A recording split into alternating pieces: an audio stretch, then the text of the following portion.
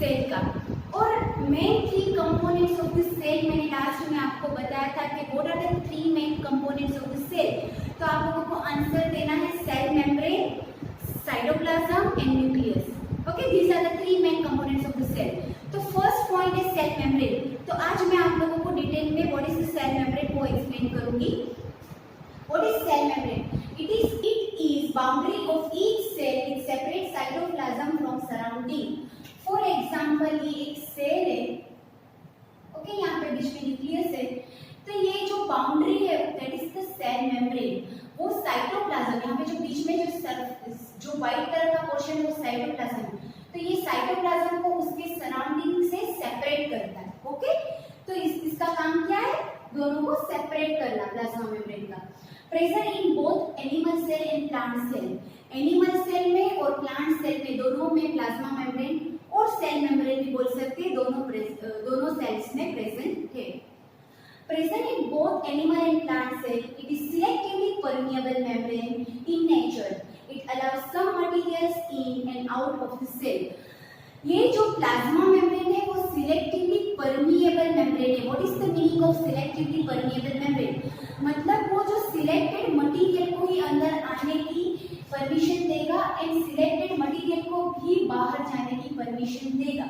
Okay, That's why it is called the selectively permeable membrane. ये exam point of view से भी important question है। यहाँ पे ऐसे पूछते give reason plasma membrane is the selectively permeable membrane. तो उसके आंसर में क्या आएगा? Because it allows some material in and out of the cell. वो सिलेक्टेड मटेरियल को इन एंड आउट मूवमेंट करने के लिए काम आता है, वरना दूसरे मटेरियल जो हमारे सेल्स को नहीं चाहिए वैसे मटेरियल को वो अंदर परमिट नहीं करेगा। फॉर एग्जाम्पल, वो अंदर O2 को परमिट करेगा एंड CO2 को वो बाहर जाने के लिए परमिट करेगा, इसीलिए उसको बोलते हैं selectively permeable membrane. Next point, it is flexible and can be folded, broken and reunited. ये जो मेम्ब्रेन है वो फ्लेक्सिबल है, उसको हम खींच सकते हैं, वैसे फ्लेक्सिबल है। ब्रोकन है, ये टूट भी सकती है, कहीं कहीं से भी टूट सकती है। एंड रीयूनाइटेड, अगर वो एक बार टूट जाती है फिर वो अपने आप जुड़ भी जाती है, उसको बोलते हैं reunited. That's why it is flexible and can be folded. वो ऐसे फोल्ड भी हो सकती है और ब्रोकन एंड रीयूनाइटेड। ओके, तो ये सारे पॉइंट्स है वो आप लोग अपनी बुक में लिख लो। आप लोगों की बुक में थोड़ा डिटेल में, बट अगर आप लोगों को पॉइंट वाइज चाहिए तो आप ये पॉइंट वाइज लिख सकते हो। सो स्टूडेंट्स, हम ये सेल मेम्ब्रेन के टॉपिक में ही और एक टॉपिक पढ़ेंगे जो आप लोगों की बुक में दिया हुआ है, movement of some substance through plasma membrane. Plasma membrane के अंदर और बाहर जो कोई थोड़े बहुत सब्सटेंस का मूवमेंट होता है वो कैसे होता है वो हम पढ़ेंगे। ओके, नाउ इसमें 2 टाइप के प्रोसेस होते हैं, one is diffusion and second is osmosis. यहाँ पे मैंने डिफ्यूजन एंड ऑस्मोसिस दोनों की डेफिनेशन लिख ली है, मैं वन बाय वन आप लोगों को एक्सप्लेन करती हूँ। Now what is diffusion? It is the spontaneous movement of a substance from higher concentration to lower concentration reason.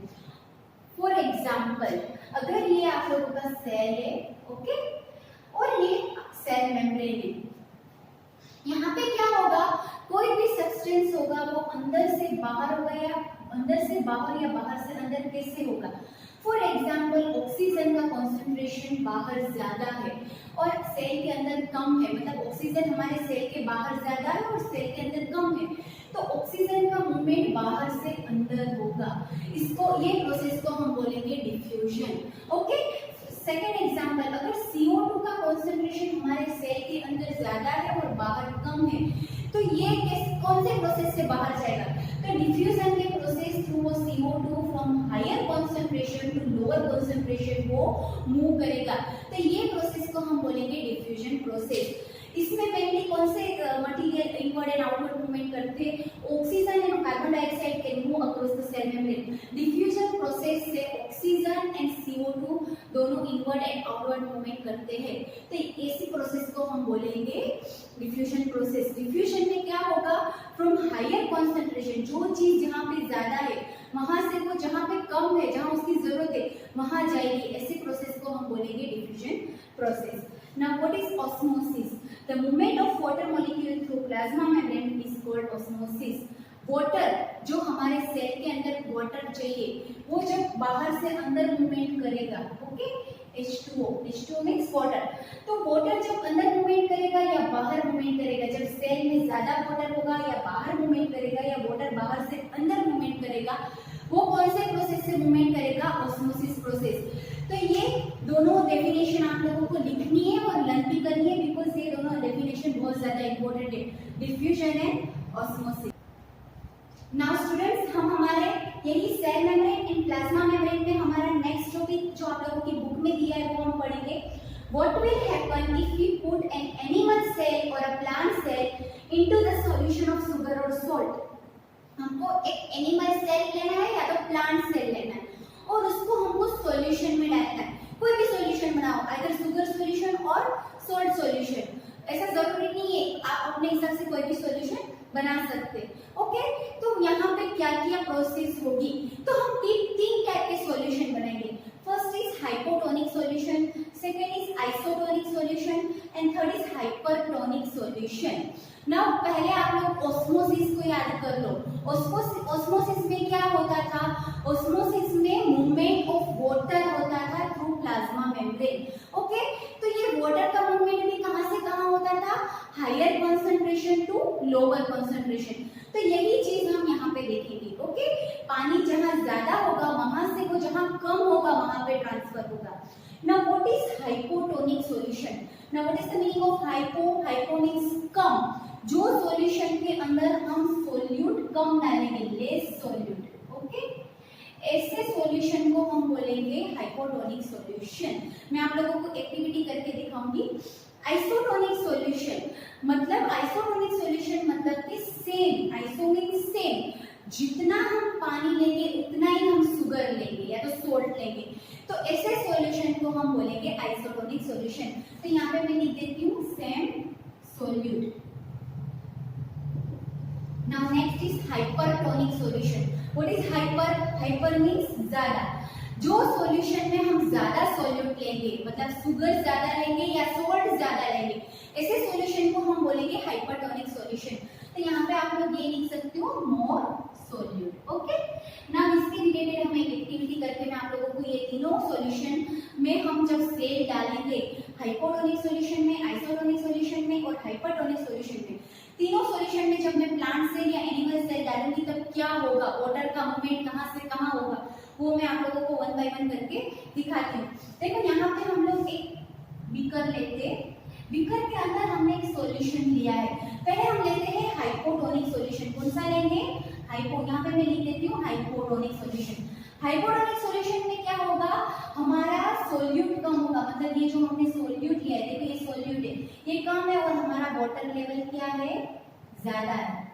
अब हम ये सॉल्यूशन में सेल डाल के देखेंगे।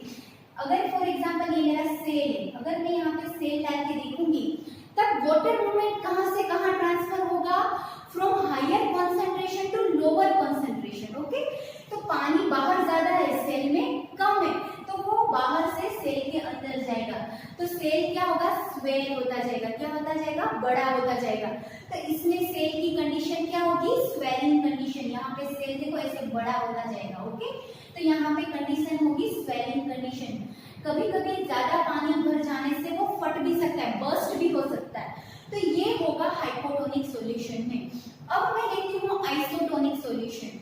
आइसोटोनिक सॉल्यूशन में क्या करेंगे, हम जितना हम पानी लेते हैं उतना ही हम सेम अमाउंट ऑफ सोल्यूट डालेंगे। जितना पानी डाला है उतना ही सेम अमाउंट ऑफ मैंने क्या डाला, सोल्यूट। सोल्यूट मतलब या तो शुगर या तो सोल्ट। इसमें अब जब मैं प्लांट या एनिमल सेल डालूंगी, इसमें क्या होगा, बाहर भी पानी सेम है और अंदर भी पानी सेम है, दोनों में पानी सेम है, तो यहाँ पे मूवमेंट के चांसेस नहीं है, यहाँ पे लोअर और हायर के कोई चांसेस नहीं है, दोनों में सेम वाटर मॉलिक्यूल है, तो ना ही तो बाहर ट्रांसफर होगा ना ही तो अंदर ट्रांसफर होगा।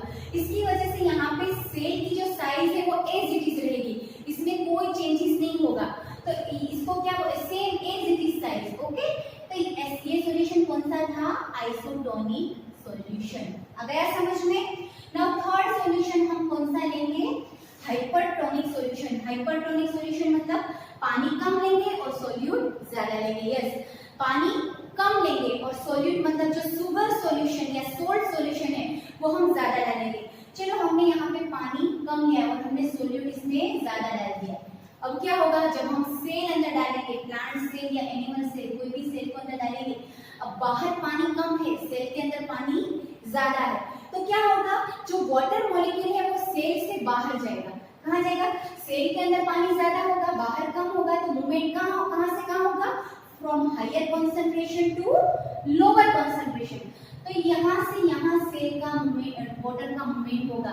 तो इसकी वजह से जब पानी सेल में से निकल जाएगा तो सेल की साइज कैसी हो जाएगी, छोटी हो जाएगी, श्रिंक साइज। क्या बोलते हैं इसको, श्रिंक, ऐसा हो जाएगा सेल। ओके, इसको श्रिंक साइज बोलते हैं। क्या बोलते हैं, श्रिंक साइज। और ये कौन सा सॉल्यूशन था, हाइपरटोनिक सॉल्यूशन। आ गया समझ में तीनों सॉल्यूशन। फर्स्ट हाइपोटोनिक सॉल्यूशन, जहां सोल्यूट हम कम लेंगे। आइसोटोनिक सॉल्यूशन, जहां सोल्यूट एंड सोलवेंट दोनों का अमाउंट सेम होगा। हाइपरटोनिक सॉल्यूशन, जहां मोर सोल्यूट होगा, सोल्यूट ज्यादा होगा, पानी कम होगा। तीनों में क्या, कैसे सेल की साइज में क्या डिफरेंस आएगा वो मैंने आप लोगों को एक्टिविटी करके दिखा दिया है। यहाँ पे सेल की जगह हम लोग एग है, हम एग होता है, it is also one type of cell, वो सेल है, तो हम इसमें एग डालेंगे, ये तीनों सॉल्यूशन में एग डालेंगे, तब भी यही सिचुएशन आप लोगों को देखने को मिलेगी। ओके, एग मतलब बॉइल्ड एग डालना है। और अगर एग की जगह आप लोगों की बुक में और एक एक्टिविटी में दिया है रेजिन डाल के देखो। व्हाट इज रेजिन, रेजिन मतलब आप लोग घर में जो किशमिश खाते हो, it is one type of resin. तो रेजिन भी अगर आप लोग जब पानी में डालोगे अलग अलग सॉल्यूशन में, तभी ये सेम सिचुएशन देखने को मिलेगी। रेजिन में क्या होगा, रेजिन में भी हाइपोटोनिक सॉल्यूशन में स्वेलिंग होगा सेल का, आइसोटोनिक सॉल्यूशन में सेम रहेगा, और हाइपरटोनिक सॉल्यूशन में वो श्रिंक हो जाएगा, छोटी हो जाएगी। तो आई होप आप लोगों को ये तीनों सॉल्यूशन अच्छे से समझ में आ गया होगा। तो जब ये क्वेश्चन पूछा जाए, what will happen if we put an animal cell and plant cell into a solution of sugar और सॉल्ट, तो आप लोगों को ये तीनों सॉल्यूशन बना के उसको डिटेल में एक्सप्लेन करना है। सो स्टूडेंट्स, हमारा जो नेक्स्ट टॉपिक है that is the cell wall. Cell membrane and plasma membrane जो आप लोगों ने पढ़ा वो एनिमल सेल और प्लांट सेल दोनों में प्रेजेंट होता है, पर जो सेल वॉल होता है वो सिर्फ प्लांट सेल में प्रेजेंट होता है। तो यहाँ पे मैं वन बाय वन आप लोगों को पॉइंट डिस्कस करके बताती हूँ। It is the outermost covering of the plant cell. कोई भी प्लांट सेल का आउटर मोस्ट कवरिंग होता है उसको हम बोलेंगे cell wall. Okay, it is absent in animal cell.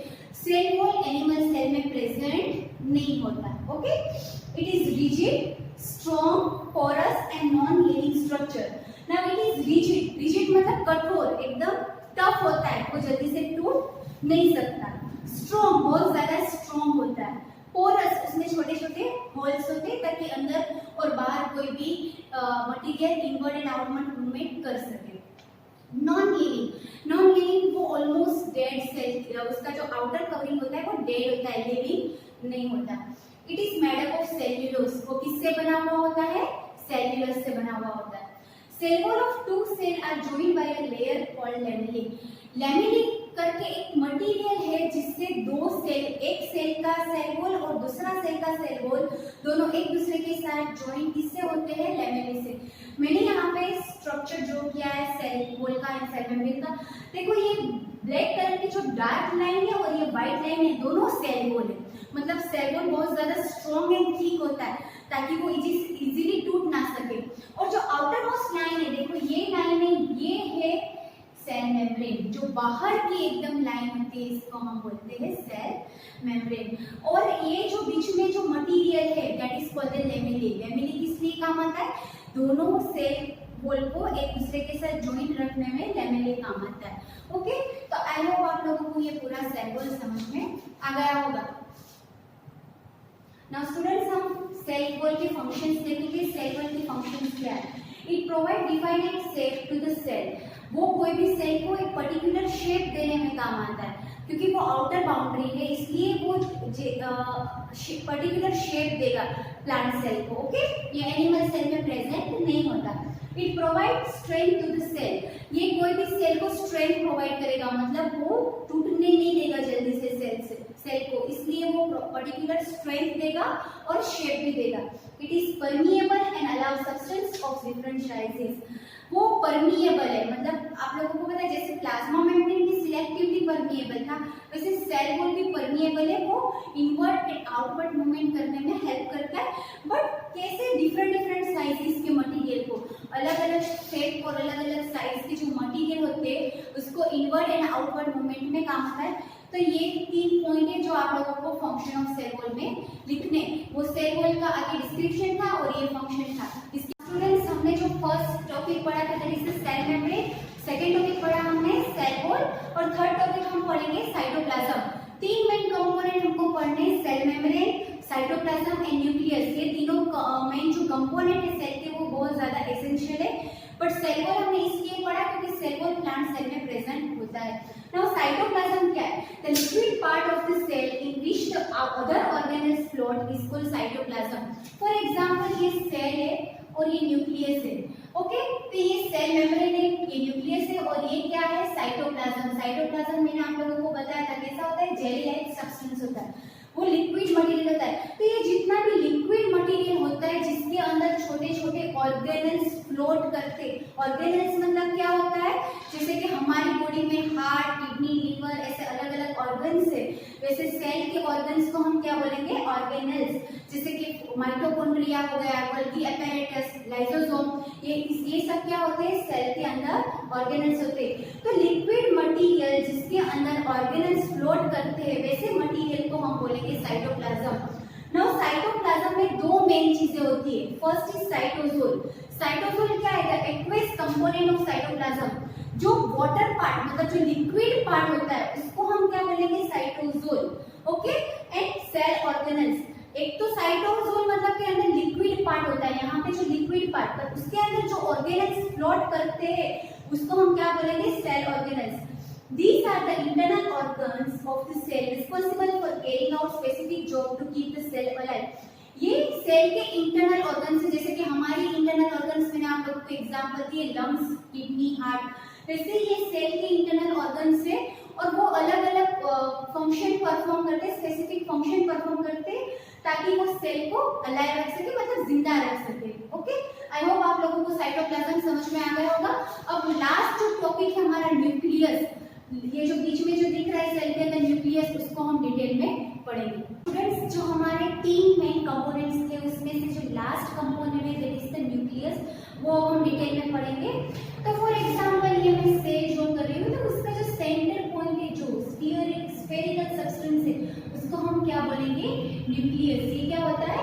Nucleus. तो इसको हम डिटेल में पढ़ेंगे कि न्यूक्लियस कैसा होता है। बट न्यूक्लियस कब हमको कंपाउंड माइक्रोस्कोप में जब हम कोई भी सेल ऑब्जर्व करेंगे, एग्जामिन करेंगे, तब हम अगर ये स्लाइड जो हम प्रिपेयर करते हैं उसको सेफ्रेनिक सॉल्यूशन या आयोडीन सॉल्यूशन से हम स्टेनिंग करेंगे, तब हम ये न्यूक्लियस क्लियरली देख पाएंगे।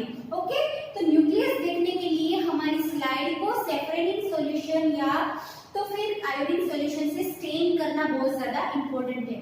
Now what is nucleus? It is called the headquarter of the cell. जैसे कि कोई भी सिटी का मेन हेडक्वार्टर होता है, हमारे जैसे कि इंडिया का मेन हेडक्वार्टर है, जैसे हमारे सेल का मेन हेडक्वार्टर क्या है? न्यूक्लियस। क्योंकि ज्यादातर सारी चीजों को कंट्रोल कौन करता है? सेल में न्यूक्लियस कंट्रोल करता है। It directs and control cellular activity. जितनी भी सेलुलर एक्टिविटी होती है, फॉर एग्जांपल रेस्पिरेशन होता है, डाइजेशन होता है, प्रोटीन सिंथेसिस होता है, ये सब एक्टिविटीज को कंट्रोल कौन करता है? न्यूक्लियस कंट्रोल करता है। Okay, in eukaryotic cell the well defined nucleus is present, while in prokaryotic cell a well defined nucleus is absent. Now eukaryotic and prokaryotic, karyo जहां भी यूज होता है मतलब कि न्यूक्लियस की बात हो रही है। तो यूकैरियोटिक सेल होता है जैसे कि एग्जांपल प्लांट सेल और एनिमल सेल, वैसे में क्या होगा? वेल डिफाइंड, एक अच्छा हमको क्लियर न्यूक्लियस देखने को मिलेगा। बट इन प्रोकैरियोटिक सेल के एग्जांपल हम बैक्टीरियल सेल भी दे सकते हैं। तो बैक्टीरिया का सेल अगर हम देखने जाएंगे तो उसमें हमको कोई क्लियर न्यूक्लियस का स्ट्रक्चर स्ट्रक्चर देखने को नहीं मिलेगा। तो ये प्रोकैरियोटिक और यूकैरियोटिक के डिफरेंस मैं आप लोगों को इसके बाद डिफरेंसेस में समझाऊंगी वन बाय वन।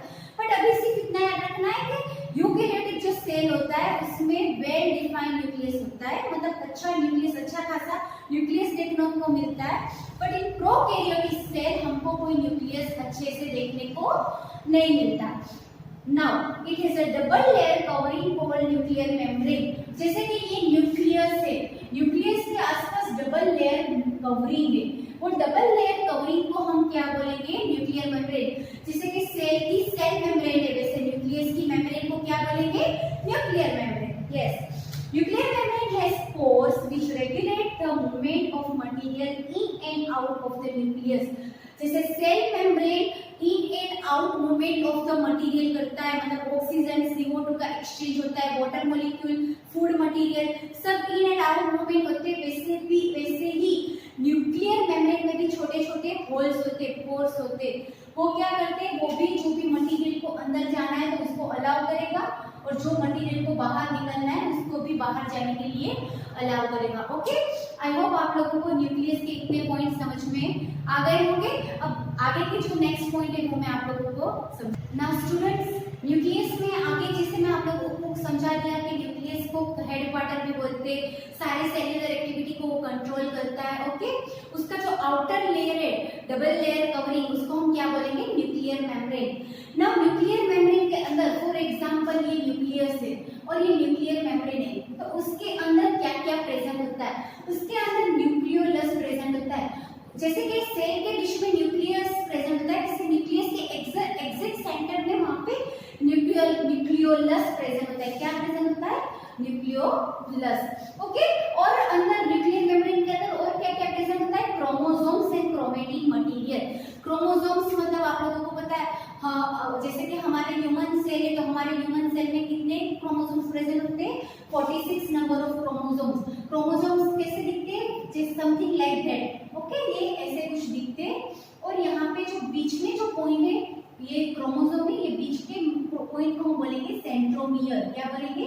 सेंट्रोमियर। और ये जो चारों स्ट्रक्चर दिख रहा है उसको हम बोलेंगे क्रोमेटिन। ओके, तो हमारे जो न्यूक्लियोलस है, न्यूक्लियस के अंदर न्यूक्लियोलस है, वो न्यूक्लियोलस के अंदर क्रोमेटिन मटेरियल और क्रोमोसोम्स प्रेजेंट होते हैं ना। क्रोमेटिन मटेरियल के अंदर ना, क्रोमेटिन मटेरियल जो है उसके अंदर क्या प्रेजेंट होता है? DNA. What is DNA? DNA इसका फुल फॉर्म मैंने यहाँ पे लिख दिया है, deoxyribonucleic acid and protein. Chromatin material में क्या क्या प्रेजेंट होता है? डीऑक्सीरिबोन्यूक्लिक एसिड, जिसको हम डीएनए भी बोलते हैं, और प्रोटीन। डीएनए का स्ट्रक्चर क्या बताया आप लोगों को? याद होगा हमने एनुअल फंक्शन में डीएनए बनाया था, तो डीएनए का स्ट्रक्चर कैसा था?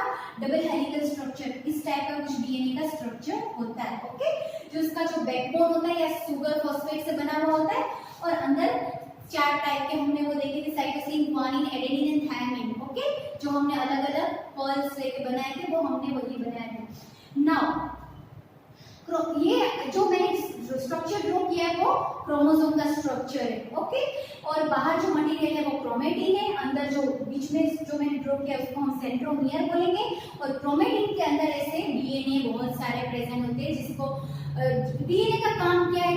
बहुत सारी चीजों में, मूवीज में, ड्रामास में आप लोगों ने देखा होगा कि डीएनए टेस्टिंग करवाते हैं, या तो ऐसे रियल लाइफ में भी देखा होगा कि डीएनए टेस्टिंग का नाम सुना होगा। डीएनए टेस्टिंग मतलब क्या, क्यों करवाते हैं? Reason, because chromosome contain information for inheritance of features from parent to next generation. मतलब जो हमारे पेरेंट्स होते हैं उसके कोई कोई फीचर्स, उसकी कैरेक्टरिस्टिक्स, उसके डीएनए कॉपी हमारे बॉडी में भी होती है। इसलिए जब कोई भी डॉटर, किसी का डॉटर या सन का डीएनए टेस्टिंग करवाएंगे तब उसमें से हमको इंफॉर्मेशन मिलेगी कि इसके पेरेंट्स कौन है। ओके, तो क्योंकि उनकी जो डीएनए जो होती है वो उसके पेरेंट्स की कॉपी होती है, वहाँ पे उनकी हेरिडिटरी इंफॉर्मेशन होती है, इसलिए वहाँ पे डीएनए टेस्टिंग करवाया जाता है। आई होप आप लोगों को न्यूक्लियस समझ में आ गया होगा।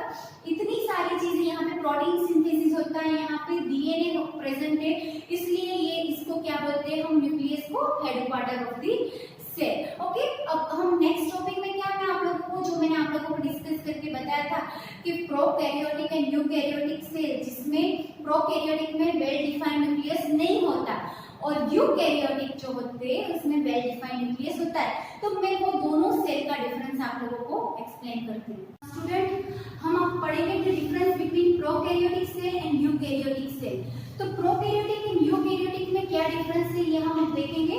कैरियोट मतलब मैंने आप लोगों को पहले एक्सप्लेन किया था, जहां भी वर्ड कैरियो आया मतलब वो न्यूक्लियस से रिलेटेड बात हो रही है। तो what is prokaryotic cell and what is eukaryotic cell? Point number 1, prokaryotic cell की साइज 1 to 10 माइक्रोमीटर। 1 माइक्रोमीटर कितना होता है? 10⁻⁶ मीटर। तो इसकी साइज कितनी होगी? 1 से 10 के बीच में ही होगी माइक्रोमीटर में। ओके, मीटर में नहीं, माइक्रोमीटर में साइज होगी। एंड यूकैरियोटिक सेल की साइज क्या होगी? 5 to 100 micrometre. 1 micrometre is equal to 10⁻⁶ metre. Okay, second point, nuclear region. उसका जो न्यूक्लियस के अंदर जो रीजियन होगा वो प्रोकैरियोटिक में कैसा होगा? Poorly organised. कोई अच्छे से हमको कोई न्यूक्लियस देखने को अंदर नहीं मिलेगा। Nuclear membrane is absent. उसका जो आउटर डबल लेयर कवरिंग है वो भी नहीं देखने को मिलेगी, वहां पे एब्सेंट होगी। तो उसके जो न्यूक्लियस है उसको हम क्या नाम देंगे? न्यूक्लियोइड। क्या नाम देंगे उसको हम? न्यूक्लियोइड। नाउ इसके सेकंड पॉइंट में न्यूक्लियर रीजन कैसा होगा? इसका न्यूक्लियर रीजन वेल डिफाइंड होगा, अच्छे से हमको न्यूक्लियस देखने को मिलेगा और उसके आसपास जो न्यूक्लियर मेम्ब्रेन होगी, जो डबल लेयर कवरिंग होगी वो भी वेल डिफाइंड होगी। ओके, तो ये एक मेन डिफरेंस है प्रोकैरियोटिक एंड यूकैरियोटिक का। मेन डिफरेंस हम बोल सकते हैं कि इसमें न्यूक्लियस वेल डिफाइंड नहीं होगा और इसमें न्यूक्लियस वेल डिफाइंड होगा। इसमें न्यूक्लियर मेम्ब्रेन प्रेजेंट नहीं होगा और उसमें न्यूक्लियर मेम्ब्रेन प्रेजेंट होगा। Now third point, chromosome single. यहाँ पे प्रोकैरियोटिक में एक सिंगल क्रोमोसोम देखने को मिलेगा, while in eukaryotic cell more than 1 chromosomes आप लोगों को देखने को मिलेगा। क्रोमोसोम्स मैंने आप लोगों को इसके पहले टॉपिक में ऑलरेडी समझा दिया कि क्रोमोसोम्स किसको बोलते हैं। Now fourth point, membrane bound cell organelles absent. वहां पे जैसे कि सेल्स के अंदर वहां पे सेल ऑर्गेनेल्स प्रेजेंट होते हैं, जैसे मैंने समझा हमारी बॉडी में अलग अलग ऑर्गन्स प्रेजेंट होते हैं, वैसे सेल के अंदर भी अलग अलग ऑर्गेनेल्स प्रेजेंट होते हैं। फॉर एग्जांपल गोल्गी अपैरेटस होता है, लाइसोसोम, एंडोप्लाज्मिक रेटिकुलम। तो ये अलग अलग सेल ऑर्गेनेल्स सेल में प्रेजेंट होते हैं। वो प्रोकैरियोटिक सेल में पर्टिकुलर उसकी जो बाउंड्री नहीं होगी, जो ऑर्गेनेल्स होंगे उसकी मेम्ब्रेन नहीं होगी। व्हाइल इन यूकैरियोटिक सेल हर सेल ऑर्गेनेल होगा, इसकी पर्टिकुलर बाउंड्री होगी और अच्छे से उसका स्ट्रक्चर देखने को मिलेगा। फॉर एग्जांपल अगर माइटोकॉन्ड्रिया को हम देखेंगे तो उसका भी हमको वेल डिफाइंड स्ट्रक्चर और उसकी आउटर मेम्ब्रेन भी देखने को मिलेगी। तो ये डिफरेंसेस है प्रोकैरियोटिक एंड यूकैरियोटिक सेल में। ये डिफरेंसेस बहुत ज्यादा इंपॉर्टेंट है, टेक्स्ट बुक में भी दिया हुआ है, डायरेक्टली ऐसे टेक्स्ट बुक में आप लोगों को डिफरेंसेस दिया हुआ है जो आप लोगों को लिखना है और लर्न करना है। आई होप आप लोगों को ये जितना भी मैंने 3 मेन कंपोनेंट समझा है, cell membrane, cytoplasm and nucleus, अच्छे से समझ में आ गया होगा। और सेल मेम्ब्रेन के साथ साथ जो प्लांट सेल में सेल वॉल प्रेजेंट होता है वो भी हम लोग को पढ़ना है। Thank you, have a nice day and do very good care of yourself.